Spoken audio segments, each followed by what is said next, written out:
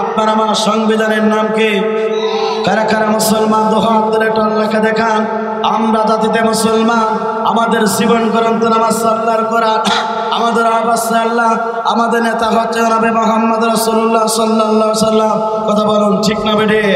আমাদের আবাস আল্লাহ, আমাদের নেতা হচ্ছে নবী মুহাম্মদ রাসূলুল্লাহ সাল্লাল্লাহু আলাইহি সাল্লাম। আর মুসলমানদের জীবন গ্রন্থ নামাজ আল্লাহর কোরআন। কথা বলুন ঠিক না বেঠে? কিছুদিন আগে আমরা দেখতে পেরেছিলাম ফ্রান্সের সরকারের প্রধানমন্ত্রী ম্যাক্রো বিশ্ব নবীকে নিয়ে কটূক্তি করেছিল। বাংলাদেশের তৌহিদি জনতারা টেকনাফ থেকে তেতুলিয়া, রূপসা থেকে পাথুরিয়া, সুন্দরবন থেকে বান্দরবন প্রত্যেক ট্যাংসির মুসলমানেরা মাথায় কাপড়ের কাপড় বেঁধে গোটা পৃথিবীতে বিশ্ব নবীর পক্ষে স্লোগান দিয়েছিল, আমরা সেই নবীর উম্মত। কথা বলুন ঠিক না বেড়ে? এখানে শেষ নয় বেড়ে বন্ধুরা, আপনারা বড় বিশ্ব নবী, আখিরি জামানার নবী, যে নবীর চেহারা দেখতে পারে এতিম সন্তানগুলো পিতার বলে যেত, যে নবীর চেহারা দেখতে পারে বিধবা তাদের স্বামী হারানোর বেদনা ভরে যেত, যে নবীর চেহারা দেখতে পারে খোদাত্ম সাহাবীগণ খোদা নেবার হয়ে যেত। সেই নবী যখন ইসলামী কালেমার দাওয়াত দিয়েছিল, হকের দাওয়াত দিয়েছিল, ওই আবু জাহেল সরকারের মিথ্যা মামলাকে দীর্ঘ 29 মাস কারাবরণ করেছিল। কারারুদ্ধ অবস্থায় গাছের লতা পাতা পর্যন্ত চিবিয়ে চিবিয়ে খেয়েছে, বাচ্চঙ্গল ছাগলের নেতির মতো হয়েছে। তারপর বিশ্বনবী কালেমার দাওয়াত থেকে 1 ইঞ্চি সরে দাঁড়ায় নাই। আমরা সেই নবীর উম্মত। কথা বলুন ঠিক না?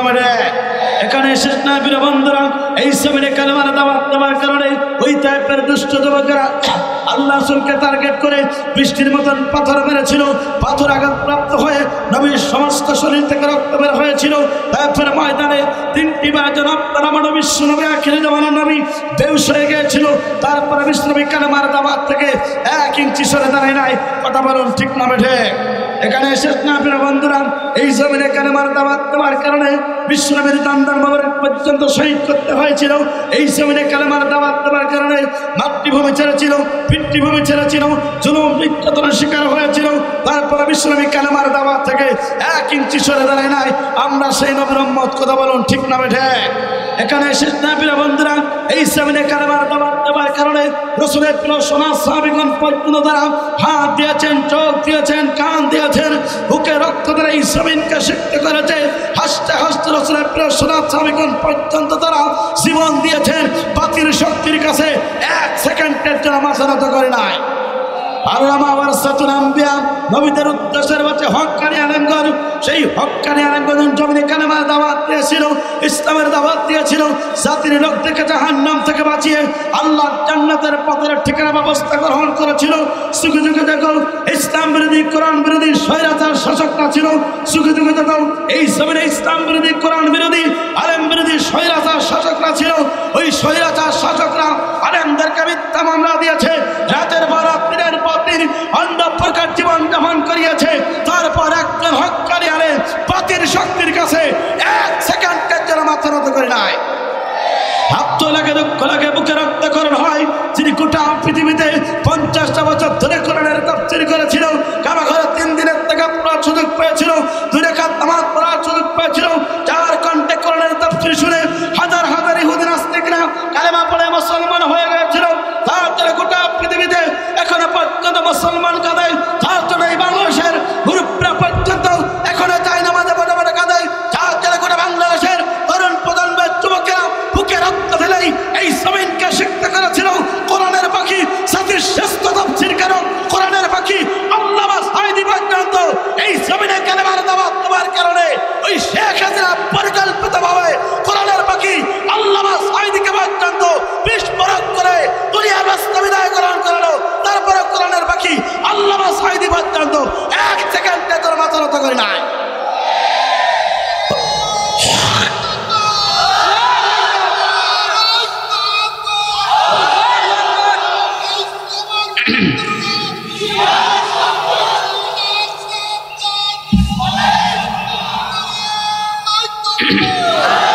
সুতরাং সে বিশ্ব নবীর মতন করে যে আপনারা রক্ত দেওয়া লাগে, সেই নবীর মতন করে দান্দার বাবরা শহীদ করতে হয়, সেই নবীর মতো করে মিথ্যা মামলা খেতে হয়, নবীর মতো করে মাতৃভূমি ছাড়তে হয়, পিতৃভূমি ছাড়তে হয়। নবীর সাহাবীদের মতন করে যদি এই জমিনে রক্ত ঢালা লাগে, বাংলাদেশ আলেমদের মতন করে যদি ফাঁসির কষ্ট দেওয়া লাগে, বাংলাদেশের আলেমদের মতন করে যদি রক্ত দেওয়া লাগে, জীবন দেওয়া লাগে। আজকে সাতক্ষীরাবাসী, গোপীনাথপুরবাসী আপনাকে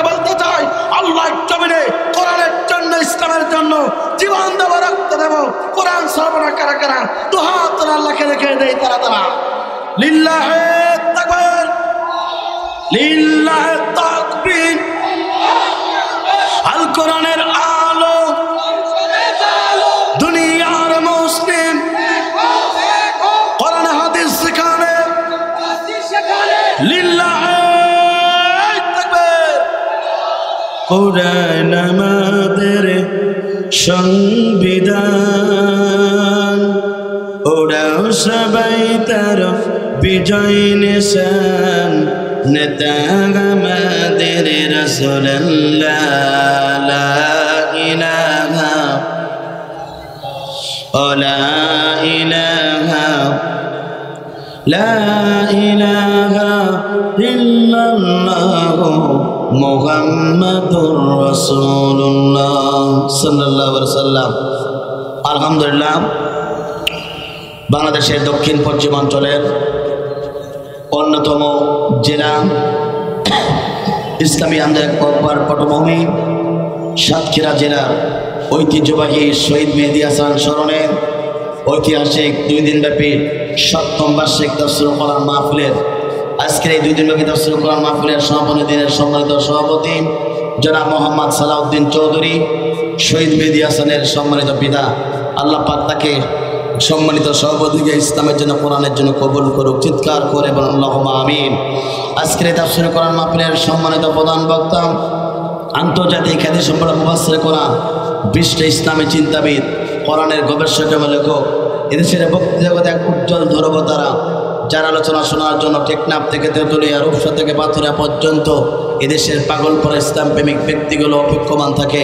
আমার অত্যন্ত শ্রদ্ধা ব্যক্তিত্ব, গোটা বাংলাদেশের বক্তৃতা জগতে উজ্জ্বল ধ্রুবতারা হযরত মাওলানা গোলাম রব্বানী যুক্তিবাদী সাহেব আতানুল্লাহ ফি হায়াতে আমরা দোয়া করি আল্লাহ রাব্বুল আমিন সম্মানিত প্রধান বক্তাকে জাতের ক্লান্তিক অবস্থায় যেন কোরআন এবং হাদিস থেকে জ্ঞান গর্ব আলোচনা করতে পারে, সেই তৌফিক দান করুক। চিৎকার করে বলুন আল্লাহুম্মা আমিন।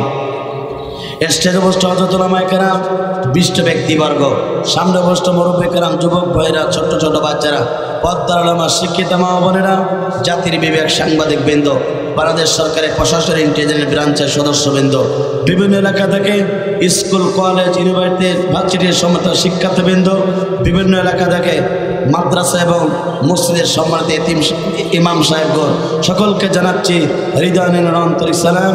আসসালামু আলাইকুম ওয়া রাহমাতুল্লাহি ওয়া বারাকাতুহু। সে মহান রবের দরবারে দিল খোলা শুকর আদায় করি, যিনি আপনাকে আমাকে রাতের ঘুমকে হারাম করে মহাগ্রন্থ আল কোরআন কারীম আলোচনা শোনার জন্য হাজার হাজার মানুষের ভিড় থেকে বাছাইকৃত করে যে মহান নাম আপনাকে আমাকে মনোনীত করেছেন, পছন্দ করেছেন, সে মহান রবের দরবারে দিল খোলা শুকর আদায় করি। চিৎকার করে বলেন আলহামদুলিল্লাহ। দুরূদ এবং সালাম যাপন করে বিশ্বমানবতার একমাত্র দিশারি, বিশ্ববরণ্য রাজনীতিবিদ, আপনার আমার নবী নবীদের সর্দার, যে নবী গোটা পৃথিবীতে মানুষের তৈরি করে আইনের গোলামি না করে কেবলমাত্র শুধুমাত্র একমাত্র এই জমিনে কালেমার দাওয়াত দেবার কারণে জুলুম নির্যাতনের শিকার হয়েছিল। আজকের এই তাফসীর মাহফিল থেকে সেই নবীর প্রতি দুরূদ আর সালাম সাহেব আলী সাল্লাল্লাহু আলাইহি সাল্লাম মাগফিরাত কামনা করে সেসব ভাইদের জন্য যাদের জীবনটা ইসলামের জন্য দিয়েছেন, কোরআনের জন্য দিয়ে গোটা পৃথিবীতে তাদের নামগুলো সন্ন্যক লেখা হয়েছে, জান্নাতের সর্বোচ্চতার মর্যাদা দান করুক। চিৎকার করে বলুন আল্লাহুম্মা আমিন। প্রিয় উপস্থিতি, আপনারা এই কোরআনের ময়দানে আসতে পারি খুশি না বাজা? জয় বলেন খুশি না বাজা? যদি হন খুশি, আওয়াজ দেওয়া লাগবে একটু বেশি।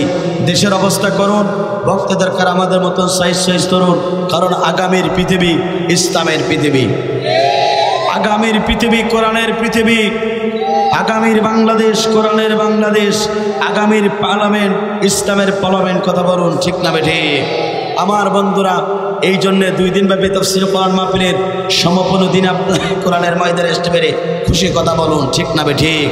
এমন একটা সময় ছিল, এমন একটা সময় আমরা অতিক্রম করেছি যে সময় এই কোরআনের তাফসীর মাহফিল আয়োজন করতে গেলে অনুমতি ছাড়া কোনো প্রকার তাফসীর মাহফিল হতো না।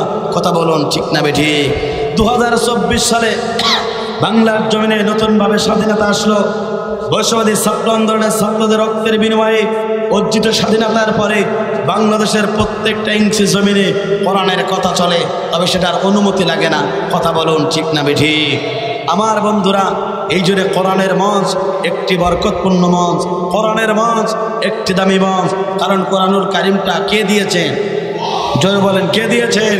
সুতরাং কোরআনের ব্যক্তিগুলো শ্রোতাগুলো কোরআনের সম্মানিতে পৃথিবীর সব কিছু করতে পারে। কথা বলুন ঠিক না বেঠে? তো আমার কাছে কর্তৃপক্ষ বলেছেন, ভাইজান রাস্তাঘাটে অসংখ্য ব্যক্তিরা দাঁড়িয়ে আছেন, আমি সকলের দলিল সমতুল্য।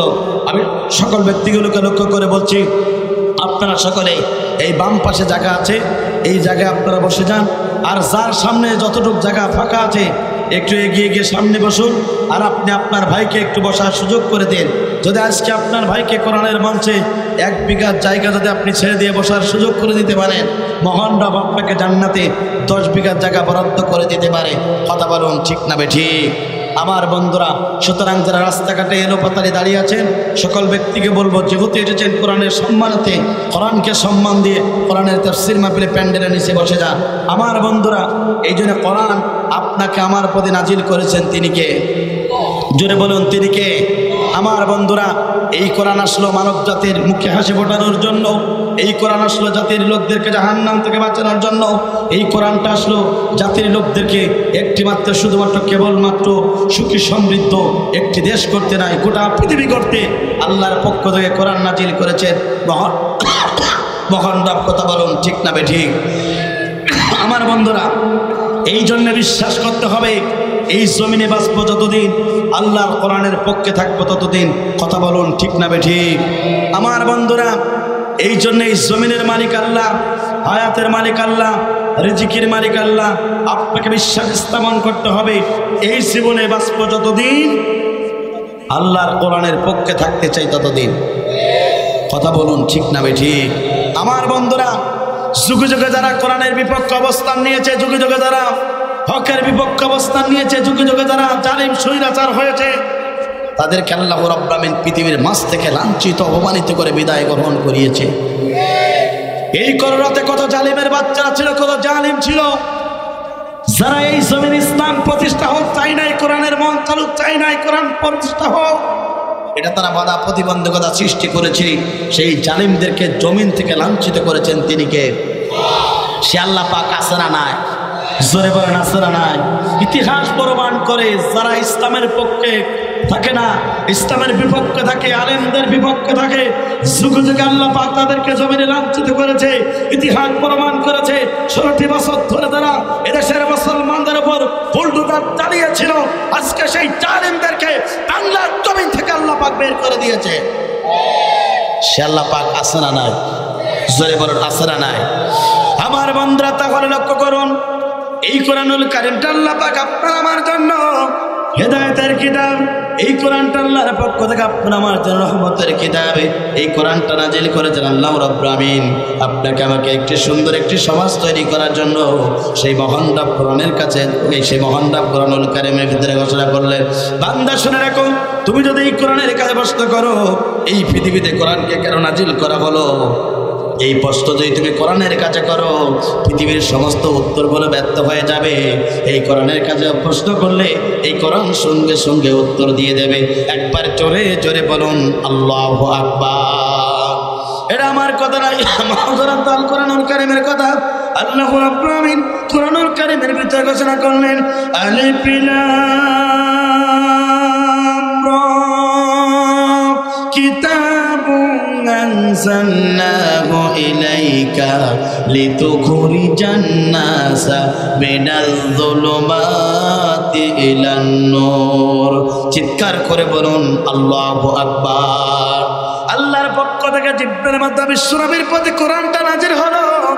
কারণটা হলো, গোটা পৃথিবীতে অন্ধকার পথ আছে, গোটা পৃথিবীতে অন্ধকার সমাজ আছে, গোটা পৃথিবীতে অন্ধকার যত মতাদর্শ আছে, সমস্ত মতাদর্শগুলোকে ডাস্টবিনে ফেলাই দিয়া আলোকিত একটি সমাজ তৈরি করার জন্য 1400 বছর আগে আল্লাহ নবীর প্রতি আল্লাহ রাব্বুল আমিন কোরআন নাজিল করেছিলেন। কথা বলুন ঠিক না বেঠিক? এমন একটা সময় আমার বন্ধুরা, আল্লাহ নবীকে পৃথিবীতে আল্লাহ রাব্বুল আমিন প্রেরণ করেছিলেন। যে সমাজটা ছিল আয়ামে জাহেলিয়াতপূর্ণ সমাজ, যে সমাজে নারীর কোনো সতীত্বর গ্যারান্টি ছিল না, যে সমাজে জোরগার ছিল, মূল্যকার ছিল, কাটাকাটি মাটামারি হানাহানি লেগেই থাকতো, সেই যুগটাকে বলা হতো আয়ামে জাহেলিয়াতপূর্ণ সমাজ। আমার বন্ধুরা, সেই সমাজে আল্লাহ নবীকে আল্লাহ রাব্বুল আলামিন প্রেরণ করলেন। 1 থেকে শুরু করে 40 বছর পর্যন্ত তিনি দিনের দাওয়াত দিলেন, কিন্তু সেই দিনের দাওয়াতটা ছিল কোরআনবিহীন, কোনো প্রকার পরিবর্তন আনতে পারলেন না। 40 বছর পরে হেরায় গুহায় বিশ্বনবী মগ্ন থাকলেন, আল্লাহর পক্ষ থেকে কোরআনটা নাজির হলো। কোরআনটা নাজির হলো বিশ্বনবীর প্রতি। কোরআনটা নাজির হওয়ার পরে আবার বন্ধুরা এই কোরআন দিয়ে আপনার আমার বিশ্বনবী আখিরি জামানা নবী দাওয়াতের কাজ শুরু হয়ে গেল। এই কোরআন দিয়ে যখন দিন দাওয়াতের কাজ শুরু করে দিলেন, গোটা পৃথিবীর সমস্ত অন্ধকার মতদর্শ দূরীভূত হয়ে গেল। আলোকিত একটা সমাজ আপনার আমার নবী পর্যন্ত নির্মাণ করেছেন। কথা বলুন ঠিক না বেঠিক? আমার বন্ধুরা, আল্লাহ নবী এই কোরআন প্রতিষ্ঠা করেছিলেন 10টা বছর ধরে। মদিনার প্রেসিডেন্ট ছিলেন। মদিনার প্রেসিডেন্ট থাকা অবস্থায় আল্লাহ নবী এই কোরআন দিয়ে পৃথিবীর সমস্ত সমাধান দিয়েছেন। কথা বলুন ঠিক না বেঠিক? 1 থেকে 40 বছর পর্যন্ত দিনের দাওয়াত দিয়েছেন, কিন্তু সেই দাওয়াতটা ছিল কোরআনবিহীন। বিশ্বনবী পরিবর্তন আনতে পারলেন না। এই কোরআন দিয়ে বিশ্বনবী দাওয়াতের কাজ শুরু করলেন। আমার বন্ধুরা, বিশ্বনবী পৃথিবীর সমস্ত অন্ধকার মতদর্শ দুর্বৃত হয়ে গেল, অন্ধকার সমাজ পরিবর্তন হয়ে গেল। এই কোরআনটা একটি সোনালী সমাজ তৈরি হয়ে গেল। আল্লাহ নবী 10টি বছর ধরে মদিনার প্রেসিডেন্ট ছিলেন। সেই মদিনার প্রেসিডেন্ট থাকা অবস্থায় এই কোরআন দিয়ে গোটা পৃথিবীর সমস্ত সব সমাধান দিয়েছেন। আজকে গোপীনাথপুরবাসী, করোনাবাসী, সাতক্ষীরাবাসী আপনাকে বলতে চাই, আজ বাংলার জমিনের মুসলমানেরা 16টি বছর ধরে অন্ধকার সমাজে নিমজ্জিত ছিল। এই জাতির লোকদেরকে যদি মুখে হাসি ফোটাতে চান, আল্লাহর জমিনে কোরআন ছাড়া মুসলমানদের মুখে হাসি ফোটাতে পারে না। অশান্তিময় পৃথিবীকে যদি শান্তি আনতে চান, কোরআনের বিকল্প কোনো রাস্তা আছে? জোরে বলেন আছে? আমার বন্ধুরা, কোরআন আসলো মানুষের মুখে হাসি ফোটানোর জন্য। আফসোস, দুঃখ এখানে 16টি বছর ধরে এদেশের মুসলমান হকপন্থী ব্যক্তিগুলোকে তারা জুলুম নির্যাতন করেছিল, স্টিম রোলার পর্যন্ত চালিয়েছিল। আমার সাথে একজন মুরব্বী এসেছিল, তিনি আমাকে বললেন আমার প্রায় 24টার বেশি পর্যন্ত কেস দিয়ে জুলুম করে ঘর ছাড়া, বাড়ি ছাড়া, এলাকা ছাড়া পর্যন্ত করেছে। এই বাংলাদেশের সবচেয়ে নির্যাতিত জেলা হচ্ছে সাতক্ষীরা জেলা। যে জেলার মানুষেরা যদি আল্লাহর জমিন ছেড়ে যদি প্রথমে যদি কোনো জেলার মানুষ আল্লাহর কাছে এই বাংলাদেশ থেকে জান্নাতে যায়, সেই জেলার নাম হচ্ছে সাতক্ষীরা জেলার মানুষ। কারণ হচ্ছে তারা তাদের ইসলামী আন্দোলনের পক্ষে থাকার কারণে, কোরআনের পক্ষে থাকার কারণে বুলডোজার দিয়ে ওই খালেক সাহেবের বাড়ি পর্যন্ত নির্মমভাবে তারা নির্মমভাবে ভেঙে চুরমার করে দিয়েছিল, গরুগুলোকে পর্যন্ত গুলি করে মেরেছিল। কথা বলুন ঠিক না বেঠিক?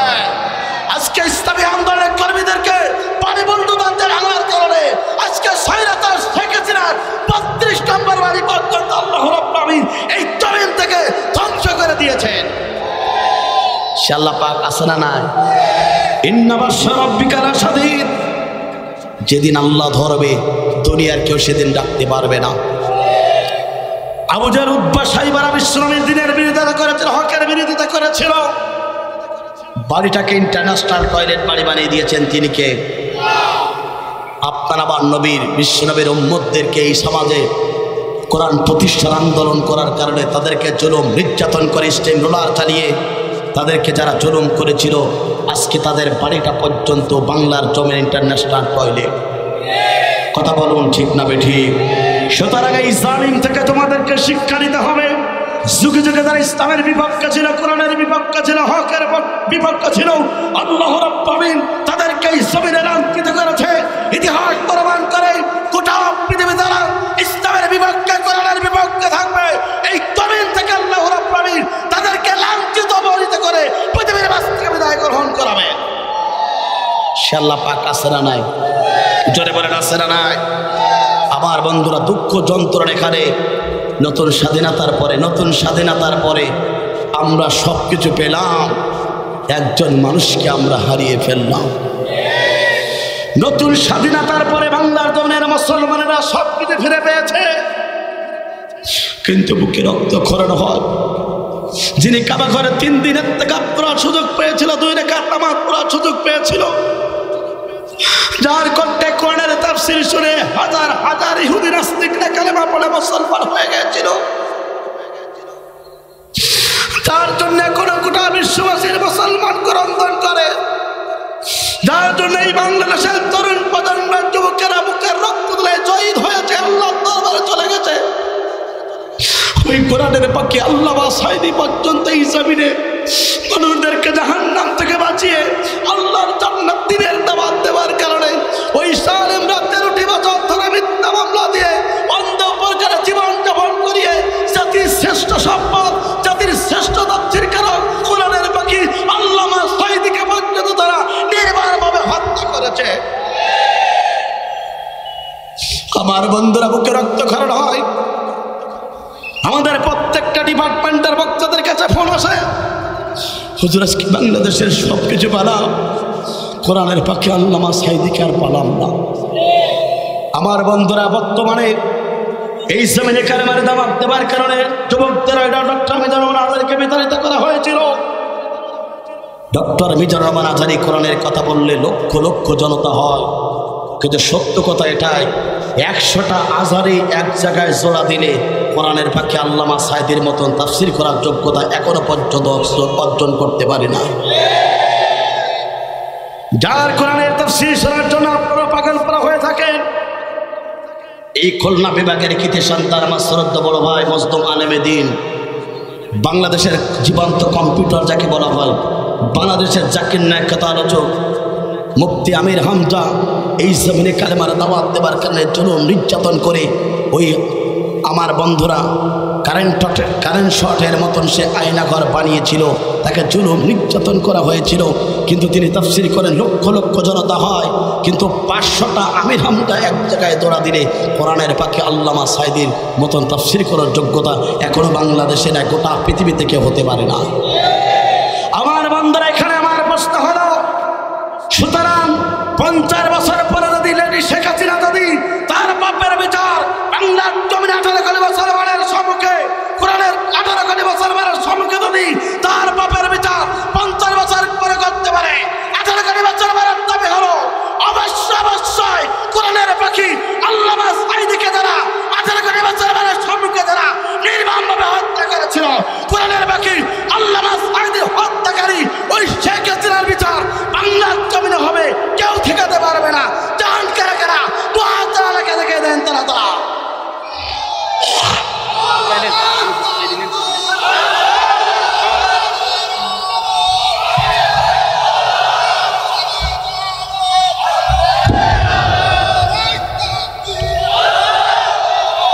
আমার বন্ধুরা, সুতরাং স্পষ্ট ভাষায় বলতে চাই, কোন জালিমদের দশা যদি থেকে থাকে স্পষ্ট কোরআনের ভাষায় বলতে চাই, আপনাদেরকে লক্ষ্য করি, এটা শাহজালালের দেশ, এটা হচ্ছে আল্লামা সাইদির রক্ত স্নাত বাংলাদেশ, এটা হচ্ছে শহীদ মেহেদী হাসানের রক্ত বাংলাদেশ। এই বাংলাদেশের পক্ষে দাঁড়িয়ে বলছি, 1 ইঞ্চি মুসলমানের রক্ত থাকতে আর কোন জালেমরা ক্ষমতার বাস্তবে থাকতে পারবে না। এদেশের মুসলমানেরা আর কোন জালিমদেরকে ক্ষমতার মস্তদে বসাতেও চায় না। সিদ্ধান্ত একটাই, জাতিতে আমরা মুসলমান, আমাদের অবশ্য আল্লাহ, নেতা হচ্ছে জনাবে মুহাম্মদ রাসূলুল্লাহ সাল্লাল্লাহু আলাইহি ওয়াসাল্লাম, জীবন গ্রন্থ নামে আল্লাহর কোরআন, মুসলমানের রক্ত থাকতে জীবন থাকতে কোরআনের পার্লামেন্ট ছাড়া কোন নাস্তিকের বাচ্চারা আমাদেরকে ঠেকাতে পারবে না। এই জন্য বলতে চাই, মুসলমান হিসাবে কোরআনকে ভালোবাসবে যারা, এই দুনিয়াতে সম্মান পাবে তারা। আর কোরআনকে ভালোবাসবেন না, ইসলামের লোকগুলো কোরআনের লোকগুলোকে ভালোবাসবেন না, জমিনে লাঞ্ছিত করবেন তিনি কে? আমার বন্ধুরা, এখানে একবারে লাইন দিয়ে একবার দাঁড়িয়ে আছেন, প্লিজ আপনারা একটু ভিতরে যান না। কত সুন্দর পরিবেশ হয়, সাতক্ষীরা মানুষ অত্যন্ত বিনয়ী, সাতক্ষীরা মানুষ অত্যন্ত ভালো।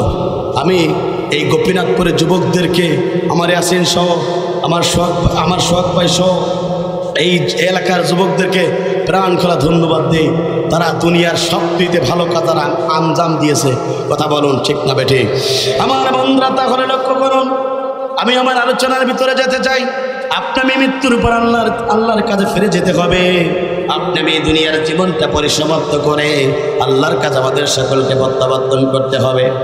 আবার বন্ধুরা লক্ষ্য করুন, মৃত্যু নামক যন্ত্রণা পৃথিবীর সমস্ত ব্যক্তিগুলোকে অনুভব করতে হবে। এই জন্য আমার বন্ধুরা, জীবন যেদিন শেষ হয়ে যাবে আল্লাহর কাছে সকল ব্যক্তিগুলোকে ফিরে যেতে হবে, আল্লাহর কাছে সকল মানুষগুলোকে ফিরে যেতে হবে। কিন্তু যাবার আগে যদি আপনি আমি আল্লাহর ভালোবাসার পাত্র হতে পারি, আল্লাহর নৈকট্য হাসিল করতে পারি, তাহলে মৃত্যুর পরে মহান রব আপনার জন্য পুরস্কার রাখবেন। কথা বলুন ঠিক না বেটি? দূর দূরান্ত থেকে আপনি আমি কোরআনের ময়দানের যে কোরআন শোনার জন্য সেই মহান রব কোরআনুল কারীমের ভিতরে ঘোষণা করলেন, বান্দা শুনে রাখো, তুমি তো আল্লাহর জান্নাতে প্রবেশ করতে চাও, তুমি তো জাহান্নাম থেকে বাঁচতে চাও আল্লাহর কোরআনের, আর আপনি জান্নাতে প্রবেশ করতে চাও। বান্দা শুনে রাখো, তুমি যদি এই দুনিয়াতে আল্লাহর ভালোবাসা পেতে চাও, আল্লাহর মহব্বত পেতে চাও, জান্নাতে প্রবেশ করতে চাও, দুনিয়াতে এমন কিছু কাজ তোমাকে করতে হবে যে কাজগুলো তুমি যদি করতে পারো মহান রব তোমার জন্য জান্নাত বরাদ্দ করবে। একবার জোরে জোরে বলুন আল্লাহু আকবার। আমি মুসলমান পরিচয় দেই, মুসলমান পরিচয় দিলে হবে না। ইতিহাস প্রমাণ করে বিশ্বনবীর সময় অসংখ্য কাফেররা তারা কাফের অবস্থায় জীবনযাপন করেছে, ইসলাম পেয়েছে, কালেমা পেয়েছে, তারা মুসলমান হয়েছে। জীবন যতদিন পর্যন্ত বেঁচে ছিল তারা ইমানের পক্ষে ছিল, হকের পক্ষে ছিল। ইসলাম থেকে কালেমা তারা এক সেকেন্ড সরে যায় নাই। কথা বলুন ঠিক না বেঠি?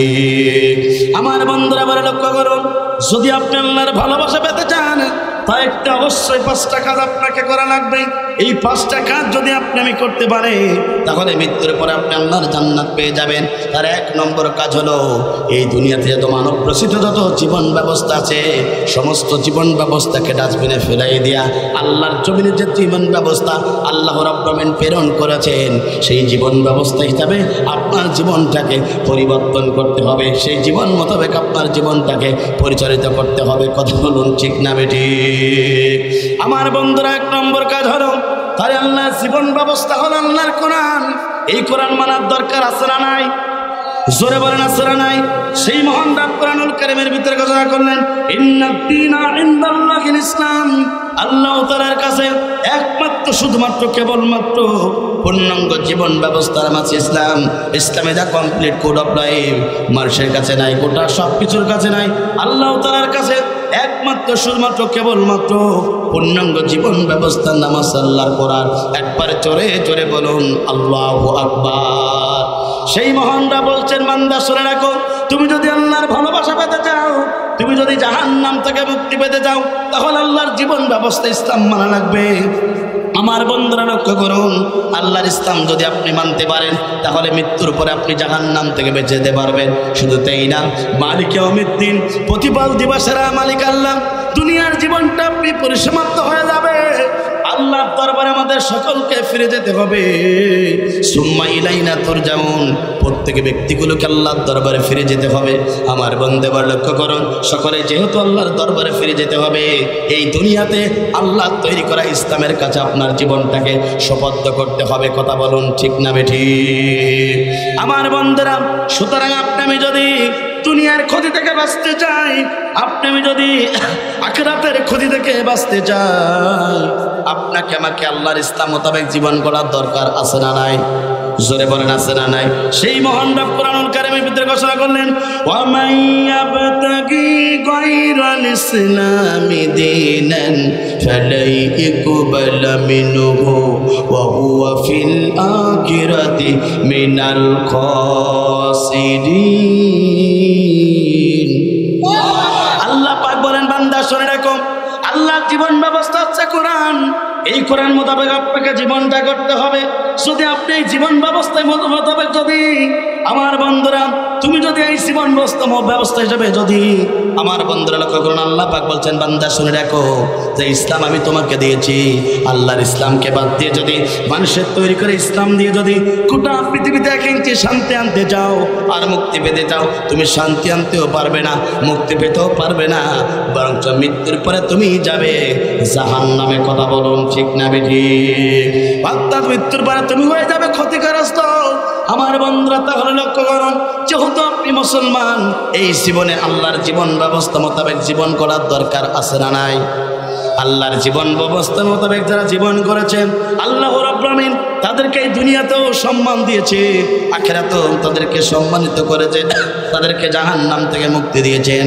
আমার বন্ধুরা, সুতরাং যুগে যুগে যত পয়গম্বরদেরকে আল্লাহ রাব্বুল আমিন এই পৃথিবীতে প্রেরণ করেছিলেন, প্রত্যেকটা পয়গম্বরদের কাজ ছিল আল্লাহর জমিনে আল্লাহর ইসলামকে বিজয় করা। কথা বলুন ঠিক না বেঠিক? এই পৃথিবীর প্রথম রসূল নাম তার ছিল নূহ আলাইহিস সালাতু ওয়াস সালাম। তিনি পর্যন্ত দিনের দাওয়াত দিয়েছে, কালেমার দাওয়াত দিয়েছে, হকের দাওয়াত দিয়েছে। জাতি লোকেরা সহ্য করতে পারে নাই। নূহ আলাইহিস সালামকে জুলুম করেছে, নির্যাতন করেছে, স্টিম রোলার চালানো হয়েছে। নূহ আলাইহিস সালাম দিনের দাওয়াত দেবার কারণে তার দুইটা হাত বেঁধে ফেললো, তার দুইটা পা বেঁধে ফেললো, একটি বাজারে নিয়ে নূহ আলাইহিস সালামকে জুলুম করেছে, নির্যাতন করেছে। দুনিয়ার মাঝ থেকে তাদের বেহুশ করা হয়েছে। সন্ধ্যা উপরত হয়ে গেল। সন্ধ্যার পরে নূহ আলাইহিস সালাম বাড়িতে ফিরে আসলেন। প্রিয়তমা স্ত্রীকে বললেন, স্ত্রী, এই কালেমার দাওয়াত দেবার কারণে, এই দিনের দাওয়াত দেবার কারণে সমাজের যুবকেরা আমাকে পিটাইছে, রক্তাক্ত করেছে, বেহুশ পর্যন্ত হয়ে গিয়েছিলাম। ও আমার প্রিয়তমা স্ত্রী, তুমি আমাকে একটু সেবা করো, আমাকে একটু সাহায্য করো। সঙ্গে সঙ্গে নূহ আলাইহিস সালামের স্ত্রী বললেন, না না না, তোমার মতন পাগল আসমানের নিচে জমিনের উপরে আর একজন হতে পারে না। চিৎকার করে বলেন নাউজুবিল্লাহ। এই পৃথিবীতে দুইজন নবীর স্ত্রী যাবে জাহান্নামে। তার এক নম্বর হলো নূহ আলাইহিস সালামের স্ত্রী যাবে জাহান্নামে। দ্বিতীয় নম্বর আছে লূত আলাইহিস সালামের স্ত্রী যাবে জাহান্নামে। আমার বন্ধুরা, শুধুকারেই শেষ নয়, মিল্লাতা আবিকুম ইব্রাহিম ওয়া সাম্মাকুমুল মুসলিমিন, মুসলিম জাতির পিতা ইব্রাহিম আলাইহিস সালাম তিনি পর্যন্ত কালেমার দাওয়াত দিয়েছিলেন। আমার বন্ধুরা, সঙ্গে সঙ্গে আমার বন্ধুরা ফিরআউন সহ্য করতে পারে নাই, আমার বন্ধুরা নমরুদ সহ্য করতে পারে নাই। সেই মুসলিম জাতির পিতা ইব্রাহিমকে মারার জন্য আগুনের তৈরি আয়নাঘর বানিয়ে তার ভিতরে মুসলিম জাতির পিতা ইব্রাহিমকে মারার জন্য চিন্তা করেছিল। কথা বলুন ঠিক না বেঠিক? নমরুদ সেই আগুনের তৈরি আয়নাঘর থেকে মুসলিম জাতির পিতা ইব্রাহিমকে বাঁচিয়েছিলেন। তিনি কে? জোরে বলেন, তিনি কে? আমার বন্ধুরা, আজ বাংলাদেশের মুসলমানেরা 16টি বছর ধরে এদেশের এমন একজন স্বৈরাচার শাসক ছিল। আমার বন্ধুরা, তিনি ছিলেন নমরুদের খালাতো বোন, যিনি হচ্ছে আমার বন্ধুরা বাংলার জমিনে মাটির তৈরির, মাটির নিচে আমার বন্ধুরা ছোট ছোট কারেন্টের এই চেয়ার দিয়ে পর্যন্ত শট দিয়েছিল, জুলুম নির্যাতন করেছিল, আয়নাঘর বানিয়েছিল। কথা বলুন ঠিক না বেঠিক? ওই আয়নাঘরের ভিতরে ঢোকানো হলো তাদের। এই জমিনে, আল্লাহর জমিনে আল্লাহকে রাসূলকে নেতা জীবন ব্যবস্থায় কোরআন মেনেছে যারা। কথা বলুন ঠিক না বেঠিক? আমার বন্ধুরা, ওই আয়নাঘরের ভিতরে ফিরিয়ে অসংখ্য আলেমদেরকে জুলুম করা হয়েছে, নির্যাতন করা হয়েছে, স্টিমরোলার চালিয়েছে। এই বাংলাদেশের আমার কথাবার্তা, আমার কথা রাজ্য শাইখুল হাদিস মামুনুল হক পর্যন্তকে তারা জুলুম নির্যাতন করে মাথা পর্যন্ত নষ্ট করে দিয়েছে। এখানেই শেষ নয় প্রিয় বন্ধুরা, এখানেই শেষ করি নাই। ছোট একটি আমার ভাই, বাংলাদেশের তরুণ প্রজন্মের অহংকার, মুফতি হাফেজ রফিকুল ইসলাম মাদানীকে পর্যন্ত তারা জুলুম নির্যাতন করে কাপড়গুলিকে খুলে উলঙ্গ করে ওই কারেন্ট শটের যে রুমটা ছিল, এই চেয়ারে বসিয়ে তাকে কারেন্ট শট পর্যন্ত দেওয়া হয়েছে। সাংবাদিকরা জিজ্ঞাসা করা, হুজুর আপনাকে জুলুম নির্যাতন করা হয়েছে কিনা জানতে চাই। তিক্ত কণ্ঠে বলেছিল, আমার সম্মুখে 3 জন ভাইকে তারা জুলুম নির্যাতন করেছিল। কারেন্ট শট দিতে অসংখ্য ভাইরা দুনিয়ার মাঝে বিদায় গ্রহণ করেছে। অসংখ্য ব্যক্তি দুনিয়ার ভিতরে পাগল পর্যন্ত হয়ে গিয়েছে। একটাই অপরাধ, একটাই অপরাধ, একটাই অপরাধ, তারা আল্লাহর জমিনে কোরআন মোতাবেক জীবন গড়েছে। আমার বন্ধুরা লক্ষ্য করুন, সেই নমরুদের আগুন ঘর থেকে মুসলিম জাতির পিতা ইব্রাহিমকে বাঁচিয়েছিলেন আল্লাহ রাব্বুল আমিন। শুধু এখানেই শেষ না আমার বন্ধুরা, মুসা আলাইহিস সালাম কালেমার দাওয়াত দিয়েছিল, ফিরআউন সহ্য করতে পারে নাই। মুসা আলাইহিস সালামকে জুলুম নির্যাতন করেছিল। মুসাকে আল্লাহ রাব্বুল আমিন এই পৃথিবীতে নিরাপদ স্থানে রাখলেন, আর গোটা পৃথিবীতে দৃষ্টান্ত রাখার জন্য ফিরআউনকে আল্লাহ রাব্বুল আমিন চুপিয়ে চুপিয়ে মেরেছিলেন। কথা বলুন ঠিক না বেঠিক? আপনার আমার নবী, বিশ্বনবী, আখিরি জামানার নবী, তিনি পর্যন্ত এই জমিনে কালেমার দাওয়াত দেওয়ার কারণে, হকের দাওয়াত দেওয়ার কারণে জাতির লোকদেরকে জাহান্নাম থেকে বাঁচিয়ে আল্লাহর জান্নাতের পথের ঠিকানা ব্যবস্থা গ্রহণ করার কারণে আপনার আমার নবী বিশ্ব নবী আখিরি জামানার নবী, যে নবীকে আল্লাহ রাব্বুল আলামিন মান মর্যাদা এই দুনিয়াতে আল্লাহ রাব্বুল আলামিন বেশি দিয়েছেন, যে নবীর প্রতি আল্লাহ রাব্বুল আলামিন নিজেই দরুদ প্রেরণ করেন, যে নবীকে আল্লাহ রাব্বুল আলামিন হাবিবুল্লাহ বলেছেন, যে নবী হেঁটে গেলে আকাশের চন্দ্রগুলো ছায়া প্রদান করতেন, যে নবীর চেহারা দেখলে পরে 3 সন্তানগুলো পিতা হারানোর বেদনা ভরে যেত, যে নবীর চেহারা দেখলে পরে বিধবারা তাদের স্বামী হারানোর বেদনা ভরে যেত, যে নবীর চেহারা দেখলে পরে খোদাত্ম সাহাবীগণ খোদা নেবার হয়ে যেত, সেই নবী যখন এই জামিনে কালেমার দাওয়াত দিয়েছিল, আবু জেহেল সরকারের মিথ্যা মামলা খেয়ে জুলুম নির্যাতন খেয়ে আল্লাহ নবী কষ্ট জীবনযাপন করেছে, তারপরে বিশ্ব নবী কালেমার দাওয়াত থেকে এই দিন থেকে 1 ইঞ্চি সরে দাঁড়ায় নাই। কথা বলুন ঠিক না বেঠিক? আমার বন্ধুরা, এই জন্য আপনাকে সিদ্ধান্ত নিতে হবে, আপনার আমার নবী বিশ্ব নবী আখিরি জামানার নবী এই জমিনে কালেমার দাওয়াত দেওয়ার কারণে, এই দিনের দাওয়াত দেওয়ার কারণে রাসূলকে জুলুম করেছে, নির্যাতন করেছে, স্টিমরোলার চালানো হয়েছে, দিনের পথ থেকে সরে যায় নাই। সুতরাং আপনাকে আমাকে সেই দিন থেকে যদি সরানোর জন্য আবার কোনো জালিম যদি সমাজে উৎপীড়িত থাকে, একজন মুসলমান আল্লাহর জমিনে কোরআনের জীবন ব্যবস্থা থেকে 1 ইঞ্চি সরতে পারে না। কথা বলুন ঠিক না বেঠিক? এবার সেই নবীকে আল্লাহ রাব্বুল আলামিন দায়িত্ব দিয়ে এই পৃথিবীতে প্রেরণ করেছেন। আল্লাহ পাক বলেন, হুয়াল্লাযী আরসালা রাসূলাহু বিল হুদা ওয়া দীনিল হক লিইয়ুযহিরাহু আলাদ-দীনি কুল্লিহি ওয়ালাউ কারিহাল মুশরিকুন। তিনি তো সেই সত্তা, যিনি তার রাসূলকে সত্য দিন সহকারে এই পৃথিবীতে প্রেরণ করলেন। হে নবী, তোমার দায়িত্ব এবং কর্তব্য হলো গোটা দুনিয়াতে যত জীবন ব্যবস্থা আছে সমস্ত জীবন ব্যবস্থাকে ডাস্টবিনে ফেলাই দিয়া আল্লাহর জমিনে আল্লাহর দিন প্রতিষ্ঠা করার জন্য হে নবী আপনাকে প্রেরণ করলাম। আপনি যখন এই দিনের দাওয়াত দেবেন, সমাজে যারা মুশরিক থাকবে হে নবী আপনার বাধা প্রদান করবে, আপনার প্রতি অসন্তুষ্ট হবে, আপনার কিছু যায় আসে না। হে নবী আপনার কিছু যায় আসে না। আপনি এই জমিনে আল্লাহর জমিনে আপনি হকের পক্ষে দাওয়াতের কাজ করবেন, যত মুশরিকরা কাজ করে আপনি আল্লাহর জমিনে দিন পিটার কাজ করবেন। কথা বলুন ঠিক না বেঠিক? সুতরাং আল্লাহর নবীকে যদি এই দায়িত্ব দিয়ে এই পৃথিবীতে আল্লাহ পাক প্রেরণ করেন, নবীর উত্তরসূরি যাবে, নবীর উম্মতি যাবে আল্লাহর জমিনে দুনিয়ার সমস্ত বাধাদর্শকে ডাস্টবিনে ফেলাই দিয়া আল্লাহর জমিনে এই দিন প্রতিষ্ঠা করার জন্য আন্দোলন সংগ্রাম করার দরকার আছে না নাই? সুতরাং আমার বন্ধুরা, আল্লাহর নবীকে এই পৃথিবীতে প্রেরণ করেছিলেন দুনিয়ার সমস্ত জীবন ব্যবস্থাকে ডাস্টবিনে ফেলাই দিয়া আল্লাহর জমিনে আল্লাহর দিন প্রতিষ্ঠা করার জন্য। প্রিয় সাতক্ষীরাবাসী, আপনাকে বলতে চাই, নবীর উম্মতি যাবে আল্লাহর জমিনে আল্লাহর দিন প্রতিষ্ঠা করতে চান কারা কারা? তো আপনারা আল্লাহকে রেখে দেন তারা তারা।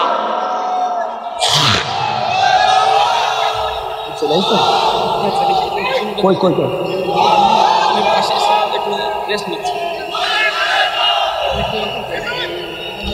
আমার বন্ধুরা, আলহামদুলিল্লাহ আজকের এই পুরুষের তুলনায় আজকে এগিয়ে আছে এলাকার মহিলা মা বোনেরা। কথা বলুন ঠিক না বেঠিক? মা বোনদের জন্য যত প্রকার প্রজেক্টর সহ যত জায়গা করা হয়েছিল সমস্ত জায়গা পরিপূর্ণ হয়ে গেছে আমার বন্ধুরা। সুতরাং মা বোনদেরকে একটি অনুরোধ জানাবো, আপনি আপনার বোনকে, ছোট বোনকে অথবা বড় বোনকে বসার জন্য একটু নিজে এগিয়ে বসুন, আর আপনার বোনকে একটু বসিয়ে দেওয়ার জন্য একটু চেষ্টা করুন। আমার বন্ধুরা, আজকে মাহফিলের সম্মানিত প্রধান বক্তা, ওটা বাংলাদেশের বক্তা উজ্জ্বল ধ্রুবতারা হযরত মাওলানা গোলাম রব্বানী যুক্তিবাদী এসে গিয়েছেন। কিছুক্ষণ পরে আমাদের মঞ্চে আসবেন। আপনারা খুশি না বাজার? জোরে বলেন খুশি না বাজার? আজকের এই তাফসীর মাহফিলের প্রধান মেহমান হযরত মাওলানা গোলাম রব্বানী সাহেব ইনশাআল্লাহ প্রাণ খুলে আলোচনা করবে আমার বন্ধুরা।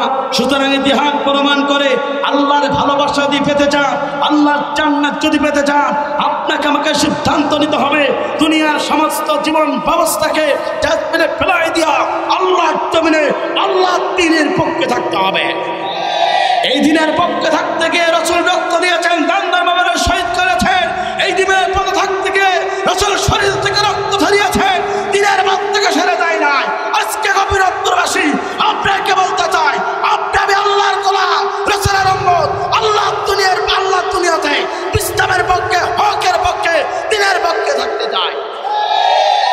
জান্নাত দেবেন তিনি কে?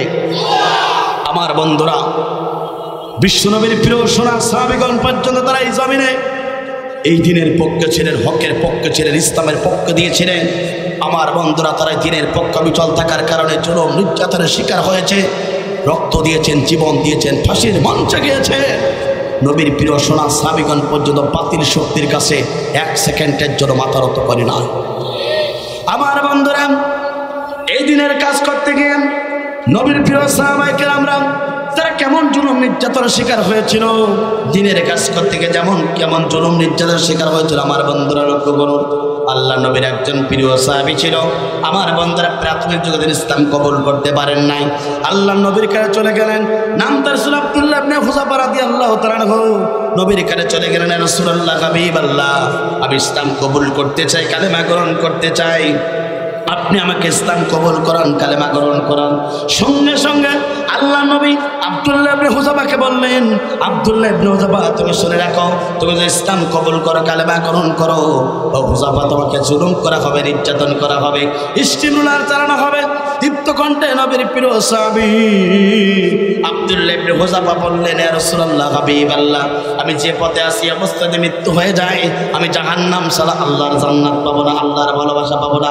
ইয়া রাসূলুল্লাহ, হাবিবাল্লাহ, আপনি দেরি করাবেন না, আপনি আমাকে কালেমা পড়ে মুসলমান বানান। বিশ্বনবীর সঙ্গে সঙ্গে আব্দুল্লাহ ইবনে হুযাফাকে বললেন, আব্দুল্লাহ ইবনে হুযাফা, শুনে দেখো কান খাড়া করে, তুমি যদি ইসলাম কবুল করো, কালেমা গ্রহণ করো, দুনিয়ার সমস্ত জুলুম নির্যাতন তোমার বুকের উপরে চালানো হবে। আব্দুল্লাহ ইবনে হুযাফা, তুমি সহ্য করতে পারবে কিনা জানিয়ে দাও। সঙ্গে সঙ্গে নবীর প্রিয় সাহাবী আব্দুল্লাহ ইবনে হুযাফা বললেন, ইয়া রাসূলুল্লাহ, হাবিবাল্লাহ, এই অবস্থায় যদি মৃত্যু হয়ে যায়, জাহান্নাম ছাড়া আমার কপালে জান্নাত জুটবে না। ইয়া রাসূলুল্লাহ, হাবিবাল্লাহ, আপনি আমাকে দেরি করাবেন না, আপনি আমাকে কালেমা পড়াই মুসলমান বানিয়ে দিন। একবার জোরে জোরে বলুন, আল্লাহু আকবার। আমার বন্ধুরা, সঙ্গে সঙ্গে বিশ্বনবী বললেন, আব্দুল্লাহ ইবনে হুযাফা, তুমি আগামীকাল আমার দরবারে আসবে, অবশ্যই তোমাকে আমি ইসলাম কবুল করাবো, কালেমা গ্রহণ করাবো। আমার বন্ধুরা, নবীর প্রিয় সাহাবী সন্ধ্যার পরে চলে গেলেন বাড়িতে। সকল সৌভাগ্য সারা রাত ধরে ক্রন্দন করে, চোখ দিয়ে পানি পড়ে। তিনি চিন্তা করলেন, মৃত্যু যদি হয়ে যায়, জাহান্নাম ছাড়া জান্নাত তো জুটবে না। ফজরের পর আজান পরিচালিত হয়ে গেল।